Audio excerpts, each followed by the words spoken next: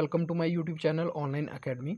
तो आज की इस वीडियो में हम डिस्कस करने वाले हैं एचपी टीजीटी पॉलिटी से संबंधित एमसीक्यू। तो चलिए शुरू करते हैं पहले क्वेश्चन से। पहला जो क्वेश्चन रहेगा, निम्न में से कौन सा मूल अधिकार नहीं है। तो आपके सामने जो ऑप्शन है, समानता का अधिकार, संपत्ति का अधिकार, स्वतंत्रता का अधिकार और शोषण के खिलाफ अधिकार। तो देखिए, मौलिक अधिकार नहीं है क्वेश्चन में पूछा गया है, तो इसका सही आंसर रहेगा ऑप्शन नंबर बी, संपत्ति का अधिकार। संपत्ति के अधिकार की बात की जाए तो देखिए, मूल संविधान में अगर बात की जाए, जब 26 नवंबर 1949 को भारतीय संविधान बनकर तैयार हुआ था, उस दौरान जो है 19 F और बात की जाए 31 आर्टिकल 31 में जो है आपको संपत्ति का अधिकार मेंशन होता हुआ दिखाई देगा। लेकिन यहाँ पे क्या होता है कि 44वें कॉन्स्टिट्यूशन अमेंडमेंट एक्ट के माध्यम से इस अधिकार को कानूनी अधिकार के रूप में मान्यता दी गई और अनुच्छेद 300A में इसे ऐड कर दिया गया था। तो ध्यान रखिएगा, संविधान में तो मौजूद है लेकिन एज अ फंडामेंटल राइट नहीं, मौलिक अधिकार नहीं, बल्कि कानूनी अधिकार के रूप में। इसके बाद अगर बात की जाए समानता के अधिकार के बारे में, तो समानता के अधिकार की बात की जाए तो यहाँ पे ध्यान रखिएगा कि 14 से 18 तक जो अनुच्छेद है वो समानता के अधिकार की बात करते हैं। स्वतंत्रता के अधिकार की बात की जाए तो 19 से लेकर जो 22 तक के अनुच्छेद है वो किसकी स्वतंत्रता की बात करते हैं, और शोषण के खिलाफ 23 और 24वां जो आर्टिकल है वो इसकी बात करता है। तो इस प्रकार से आप ध्यान रखेंगे। और यहाँ पे एक और चीज, मौलिक अधिकारों की बात की जाए तो ध्यान रखिएगा कि फंडामेंटल राइट जो है आपको देखने को मिलेंगे पार्ट 3 में, और कहाँ से कहाँ तक, तो 14 से लेकर 35 के बीच में आपको फंडामेंटल राइट, माफ कीजिएगा 12 से लेकर 35 के बीच में आपको फंडामेंटल राइट देखने को मिलेंगे। तो इतनी कुछ एक्सप्लेनेशन जो है इस क्वेश्चन से बनती है। अगले क्वेश्चन की ओर चलते हैं। अगला क्वेश्चन जो रहेगा, संविधान की प्रस्तावना किस पर आधारित है। तो देखिए ऑप्शन में क्या है, objective resolution, fundamental rights, directive principle और ब्रिटिश मॉडल। तो देखिए इसका सही आंसर जो रहेगा ऑप्शन नंबर ए इसका सही आंसर रहेगा, यानी कि उद्देश्य प्रस्ताव पर आधारित है। अब उद्देश्य प्रस्ताव क्या है, तो ध्यान रखिएगा कि जब संविधान सभा का निर्माण हुआ उसके बाद 13 दिसंबर 1946 को जवाहरलाल नेहरू जी के द्वारा एक उद्देश्य सबके सामने, पूरी संविधान सभा के सामने जो है एक चीज रखी गई कि किन किन मूल्यों को या किन किन आदर्शों को ध्यान में रखते हुए हम किस प्रकार के संविधान का निर्माण करेंगे। और इसी को चलते, इसी में जो जो वैल्यू एडिड थी उसी के आधार पर जो है संविधान का निर्माण हुआ।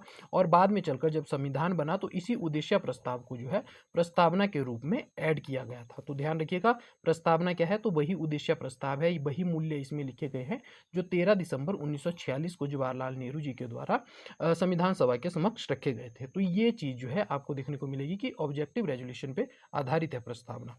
अगले क्वेश्चन की ओर बढ़ते हैं। अगला जो क्वेश्चन है स्टेटमेंट बेस्ड रहेगा, तो इसमें देखते हैं पहला जो स्टेटमेंट है, क्या क्वेश्चन रहेगा, राज्य नीति के निर्देशात्मक सिद्धांतों के संदर्भ में निम्नलिखित कथनों पर विचार करें। तो ऑप्शन 1 है, वे देश के प्रशासन में मौलिक है। तो जी हाँ, बिल्कुल सही ऑप्शन है, देश के प्रशासन में मौलिक है। अर्थात जब भी कानून बनेगा तो डीपीएसपी को ध्यान में रखते हुए, चाहे वो राज्य हो चाहे संसद हो, जब भी कानून बनाएंगे तो उसमें डीपीएसपी को ध्यान में रखा जाएगा। और डीपीएसपी में ध्यान रखिएगा कि राज्य के कल्याणकारी तत्व क्या हो, कल्याणकारी चीजें क्या होंगी राज्य की, वो सारी चीजें मेंशन है किसमें, डीपीएसपी में। तो राज्य जो है कल्याण करना राज्य का कार्य है, ये डीपीएसपी मेंशन करता है। और सारे कानूनों में ये देखा जाता है, जब भी कोई अधिनियम बनेगा तो उसमें ऐड किया जाता है। अगला ऑप्शन है, इन्हें न्यायालय द्वारा लागू किया जा सकता है। तो ये स्टेटमेंट गलत होगा, क्योंकि जब जब राज्य एबल होगा इस चीज को देने के लिए या डीपीएसपी को प्रदान करने के लिए, जब जब राज्य एबल होगा तभी तभी जो है राज्य इनको उपलब्ध करवाएगा। तो न्यायालय में इसके खिलाफ जो है अपील नहीं की जा सकती कि हमारे डीपीएसपी जो है हमें प्राप्त नहीं हो रहे हैं, क्योंकि जब जब जैसे ही राज्य एबल होगा वो देता रहेगा या प्रदान करता रहेगा आपको डीपीएसपी। तो इसे ध्यान रखिएगा कि न्यायालय में ये प्रवर्तित नहीं है या लागू नहीं किया जा सकती। अगला जो ऑप्शन रहेगा, इन्हें संविधान के भाग 4 में शामिल किया गया है। जी हाँ, जो डीपीएसपी है वो भाग 4 में आपको देखने को मिलेंगे। और कहाँ से कहाँ तक, तो 36 से लेकर आपको 51 तक जो अनुच्छेद है वहां तक आपको देखने को मिलेंगे डीपीएसपी। तो पहला और तीसरा जो है कथनों पर विचार कीजिए। तो पहला और तीसरा इसका सही आंसर रहेगा ऑप्शन नंबर ए। अगले क्वेश्चन की ओर बढ़ते हैं। अगला क्वेश्चन है, प्रस्तावना में समाजवादी और धर्मनिरपेक्ष शब्दों को संविधान किस संशोधन द्वारा जोड़ा गया था। तो भारतीय संविधान में जो है समाजवादी और धर्मनिरपेक्षता किस संविधान संशोधन के अंतर्गत जोड़ी गई थी। तो ध्यान रखिएगा 42 1976 में ये संशोधन हुआ था, उसमें जोड़ा गया था समाजवाद और धर्मनिरपेक्षता। इसके साथ एक और वर्ड जोड़ा गया था, अखंडता। तो ये चीज ध्यान रखिएगा। और जोड़े कहाँ गए थे, तो प्रस्तावना में जोड़े गए थे। अगले क्वेश्चन की ओर बढ़ते हैं। अगला जो क्वेश्चन रहेगा, निम्न में से कौन सा संविधान की मूल संरचना का हिस्सा नहीं है। अब मूल संरचना के कॉन्सेप्ट को समझने की कोशिश करते हैं। तो मूल संरचना से सीधा सा, बेसिक स्ट्रक्चर से सीधा सा जो आपका मतलब रहेगा वो यही है कि जो मूल्य संविधान लागू होने के, चाहे वो 26 नवंबर 1949 की बात हो या 26 जनवरी 1950 की बात हो, इस दौरान जो जो चीज़ें भारतीय संविधान में मौजूद थी वो सारी चीज़ें क्या होंगी, मूल संरचना होगी। तो संविधान इस दिन जो है कौन कौन सी चीज़ें संविधान में ऐड थी, तो आपको देखने को मिलेगा फंडामेंटल राइट्स, मौलिक अधिकार थे, डीपीएसपी यानी कि राज्य नीति निर्देशक तत्व भी शामिल थे, पार्लियामेंट्री सिस्टम, जी हाँ, संसदीय व्यवस्था भी शामिल थी। तो इसका सही आंसर जो रहेगा वो तीनों रहेगा कि सारे जो है मूल संरचना के अंतर्गत आते हैं। तो ये चीज़ आप ध्यान रखिएगा। और अगर बात की जाए तो मूल संरचना का कॉन्सेप्ट केशवानंद भारती केस में आया था। भारती केस में सुप्रीम कोर्ट के द्वारा ये जजमेंट दी गई थी जिसमें बोला गया था कि मूल अधिकारों सहित जो है पूरे संविधान में जो है संसद क्या कर सकती है, संशोधन कर सकती है, लेकिन बशर्ते वो संशोधन जो है किस में नहीं होना चाहिए, तो मूल संरचना में किसी प्रकार का संशोधन नहीं होना चाहिए। तो ये जो है एक स्टेटमेंट आई थी और ये तारीख रहेगी 24 अप्रैल 1973। तो इस दिन की स्टेटमेंट है केशवानंद भारती से संबंधित। अगले क्वेश्चन की ओर बढ़ते हैं। अगला जो क्वेश्चन रहेगा, यहाँ पे डी नहीं, यहाँ पे डी आंसर नहीं होगा बल्कि तीनों इसके सही आंसर होंगे। नेक्स्ट क्वेश्चन देखते हैं। अगला जो क्वेश्चन रहेगा, एकल नागरिकता की अवधारणा किस देश से ली गई है? तो ध्यान रखिएगा, एकल नागरिकता हमने कहाँ से ली है, तो ब्रिटेन से ली है, यूनाइटेड किंगडम से ली है, ब्रिटेन से ली गई है। एकल नागरिकता हो गई या द्विसदनात्मक व्यवस्था की बात की जाए तो वो भी कहाँ से लिया है, वो भी हमने यूके से लिया है। तो इस प्रकार से ध्यान रखिएगा। और यहाँ पे अगर दोहरी नागरिकता की बात की जाए तो दोहरी नागरिकता कहाँ पर है, तो आपको देखने को मिलेगा कि यूएसए में दोहरी नागरिकता है, जहाँ देश की अलग से और जिस राज्य में व्यक्ति रहता है उस राज्य की अलग से नागरिकता लेनी पड़ती है। तो एकल नागरिकता का प्रावधान इस प्रकार से भारत में एकल नागरिकता की अवधारणा है। अगले क्वेश्चन की ओर बढ़ते हैं। अगला जो क्वेश्चन है, संविधान का कौन सा अनुच्छेद डॉक्टर अंबेडकर के द्वारा हृदय और आत्मा कहा गया है? तो इसका सही आंसर जो रहेगा ऑप्शन नंबर सी इसका सही आंसर रहेगा। ऑप्शन नंबर सी यानी कि जो आर्टिकल 32 है वो क्या बात करता है, वो संवैधानिक उपचारों की बात करता है। संवैधानिक उपचारों की बात करता है, यानी कि जब भी फंडामेंटल राइट्स का हनन होगा तो कोई भी व्यक्ति डायरेक्ट सुप्रीम कोर्ट में जा सकता है, और सुप्रीम कोर्ट में आर्टिकल 32 के तहत और हाई कोर्ट में आर्टिकल 226 के तहत जो है जा सकता है। और दोनों ही जो हाई कोर्ट हैं और सुप्रीम कोर्ट है वो दोनों ही क्या कर सकते हैं, 5 प्रकार की रिट जारी कर सकते हैं, जिसमें आपको देखने को मिलेगा सबसे पहले प्रतिषेध, बंदी प्रत्यक्षीकरण, उसके बाद बात की जाए तो उत्प्रेषण, अधिकार परीक्षा और परमादेश। ये 5 रिट कौन जारी करता है, तो आपको देखने को मिलेगा कि supreme court as well as high court 226 के तहत और सुप्रीम कोर्ट 332 के तहत जो है रिट जारी करता है। तो इस प्रकार से बी आर अम्बेडकर ने हृदय और आत्मा किसे कहा था, आर्टिकल 32 को कहा गया। आगे चलते हैं। अगला जो क्वेश्चन रहेगा, भारतीय संविधान का संरक्षक कौन है? तो भारतीय संविधान के संरक्षक की बात की जाए तो इसका सही आंसर रहेगा सुप्रीम कोर्ट। अब यहाँ पे बात करते हैं भाग 5 में क्या क्या हमें देखने को मिलता है। तो देखिए भाग 5 क्या है, संघ की बात करता है, और जब भी संघ की बात होगी तो संघ में कुछ चीज़ें आती हैं। सबसे पहले हमें राष्ट्रपति के बारे में मिलता है देखने को, फिर उसके बाद प्रधानमंत्री, यहाँ पे उपराष्ट्रपति, प्रधानमंत्री, साथ ही आपको देखने को मिलेगा मंत्रिपरिषद, उसके बाद महान्यायवादी, अटॉर्नी जनरल, और यहाँ पे आपको देखने को मिलेगा कि संसद की बात भी इसी में है। संसद के बाद अगर बात की जाए फिर आता है सुप्रीम कोर्ट। सुप्रीम कोर्ट की बात की जाए तो 124 से लेकर 147 के बीच में आपको अनुच्छेद देखने को मिलेंगे, और लास्ट में आएगा कैग। कैग की बात की जाए तो 148 से लेकर 151 तक। तो इस प्रकार से इतनी सारी चीज़ें भाग 5 में देखने को मिलती है। तो आपसे कुछ भी जो है पूछा जा सकता है इनमें से संबंधित कि कौन सा भाग 5 के अंतर्गत आता है। तो ये ध्यान रखिएगा कि संघ में, और आर्टिकल कहाँ से, 52 भारत का एक राष्ट्रपति से हो लेकर 51 तक राष्ट्रपति और राज्यपाल को कैग अपनी रिपोर्ट सबमिट करेगा 151 तक। यहाँ तक आपको भाग 5 की बातचीत देखने को मिलेगी। अगले क्वेश्चन की ओर बढ़ते हैं। अगला जो क्वेश्चन रहेगा, अगला क्वेश्चन है कोई व्यक्ति भारत का नागरिक नहीं होगा यदि वह, तो कब जो है नागरिकता चली जाती है व्यक्ति की, तो इसका सही आंसर रहेगा ऑप्शन नंबर ए, स्वेच्छा से अन्य देश की नागरिकता अर्जित करने पर जो है व्यक्ति की नागरिकता चली जाती है। नागरिकता की बात की जाए तो भाग 2 में आर्टिकल 5 से लेकर 11 के बीच में जो है नागरिकता संबंधित प्रावधान भारतीय संविधान में देखने को मिलते हैं। आगे देखते हैं अगला क्वेश्चन जो रहेगा। अगला क्वेश्चन है, किस संशोधन द्वारा मतदान की आयु 21 से घटाकर 18 वर्ष कर दी गई थी? तो आपके ऑप्शन है 42nd अमेंडमेंट 1976, 1978 44, 61 1988 या 52nd 1985। तो इसका सही आंसर जो रहेगा वो रहेगा ऑप्शन नंबर सी। जो 61वां जो संविधान संशोधन था उसके तहत 1988 में क्या किया गया था, तो मतदान की आयु को 21 वर्ष से घटाकर 18 वर्ष कर दिया गया था। तो ये चीज़ आप ध्यान रखिएगा और ईयर भी ध्यान रखिएगा, 1988 में हुआ था। अगले क्वेश्चन की ओर बढ़ते हैं। अगला जो क्वेश्चन रहेगा, भारत की मूल प्रति संविधान जो भारत की मूल कॉपी है यानी कि मूल प्रत संविधान जो है वो कहाँ पर सुरक्षित रखा गया है? तो आपको देखने को मिलेगा इसका सही आंसर ऑप्शन नंबर डी होगा, संसद भवन में जो है जो मूल संविधान की कॉपी है वो कहाँ रखी गई है? संसद भवन में रखी गई है। अगले क्वेश्चन की ओर बढ़ते हैं। अगला जो क्वेश्चन रहेगा, मनी बिल केवल कहाँ प्रस्तुत किया जा सकता है? तो देखिए मनी बिल की जब भी बात होती है तो आर्टिकल 110 में ध्यान रखिएगा कि इसकी क्या है, डेफिनेशन दी गई है। और ये कहाँ पर पेश होगा? तो ध्यान रखिएगा लोकसभा में पेश होता है।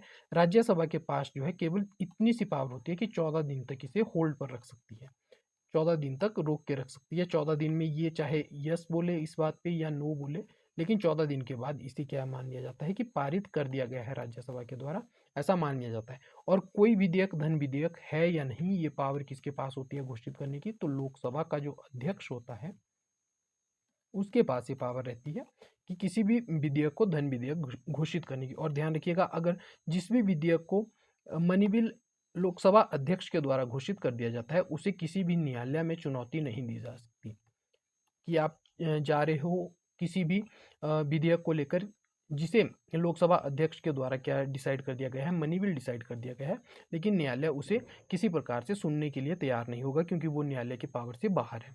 अगले क्वेश्चन की ओर बढ़ते हैं। अगला जो क्वेश्चन रहेगा, उपराष्ट्रपति के पद का उल्लेख किस अनुच्छेद में है?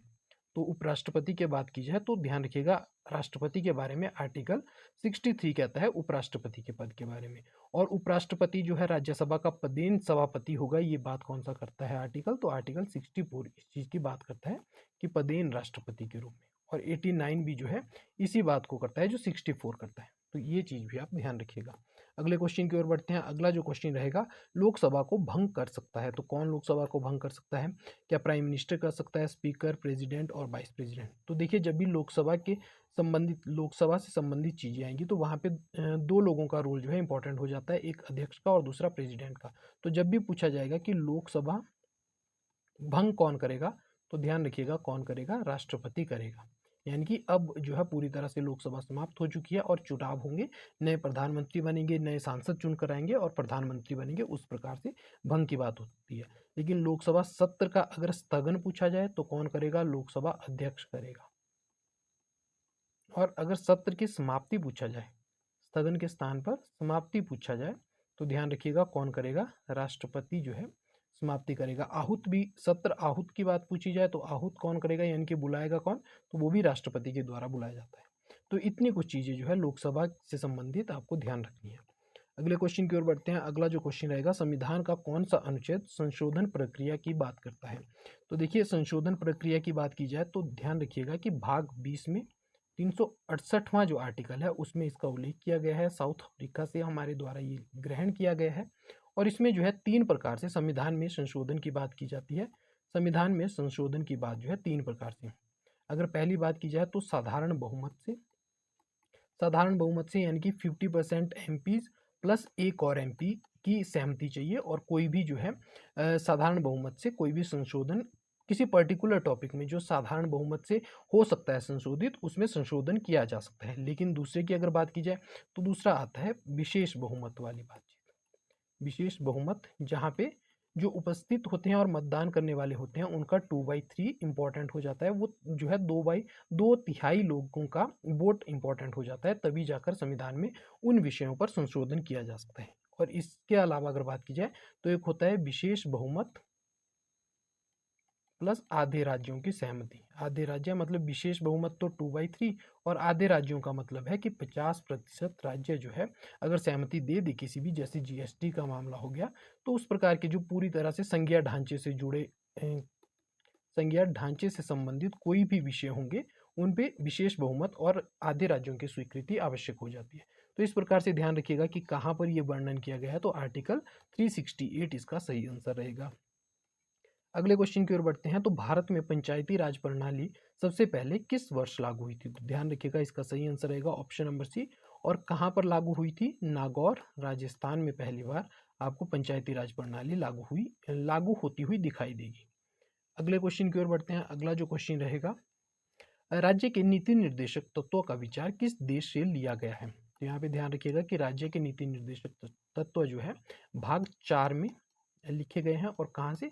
36 से लेकर 51 के बीच में इनके बारे में बात रहती है। और कहाँ से लिए गए हैं? तो आयरलैंड से हमारे द्वारा लिए गए हैं। यूएसए से हमने फंडामेंटल राइट्स लिए हैं, और आयरलैंड से हमने जो है डीपीएसपी लिए हैं। और अगर पूछा जाए फंडामेंटल ड्यूटीज की, तो ध्यान रखिएगा कि रूस से हमने वो ग्रहण किए हैं। अगले क्वेश्चन की ओर बढ़ते हैं। अगला जो क्वेश्चन है, न्यायिक पुनर्निरीक्षण की अवधारणा किस देश से ली गई है? तो ध्यान रखिएगा कहाँ से ली गई है? यूएसए से ली गई है।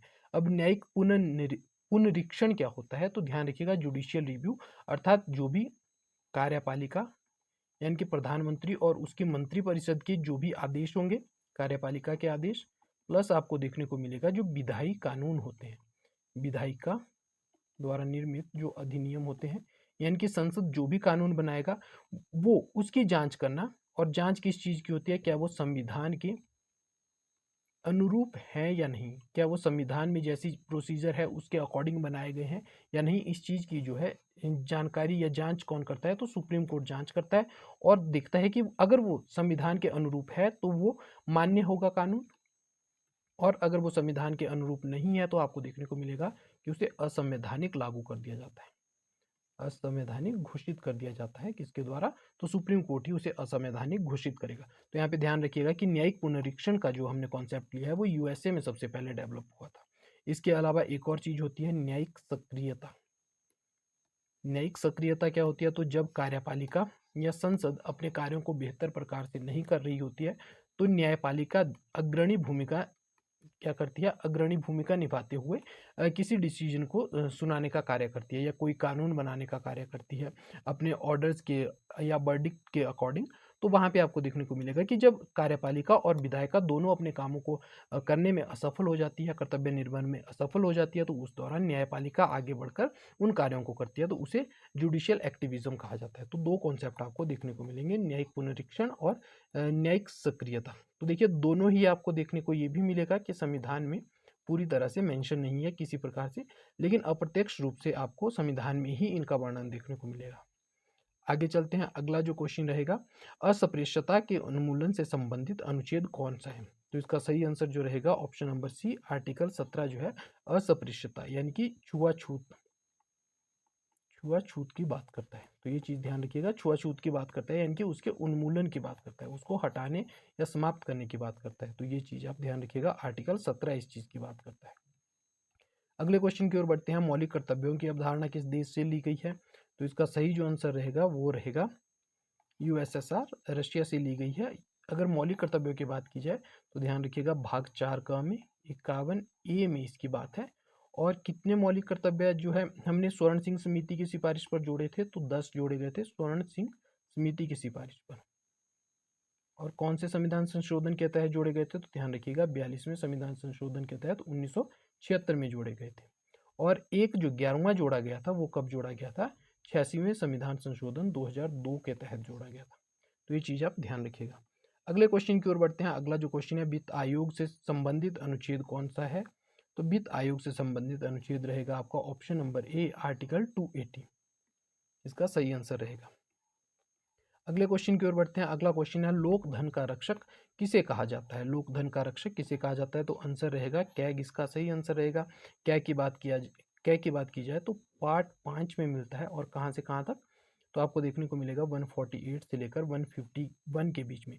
यहाँ पे बात कैग की नियुक्ति की करते हैं, और यहाँ पे आपको देखने को मिलेगा कि कैग किसे, अगर राज्य से संबंधित रिपोर्ट है तो उसे कहाँ राज्यपाल को सौंपेगा, और अगर संसद से संबंधित या केंद्र से संबंधित रिपोर्ट है तो उसे राष्ट्रपति को सौंपेगा। तो ये चीज आप ध्यान रखिएगा।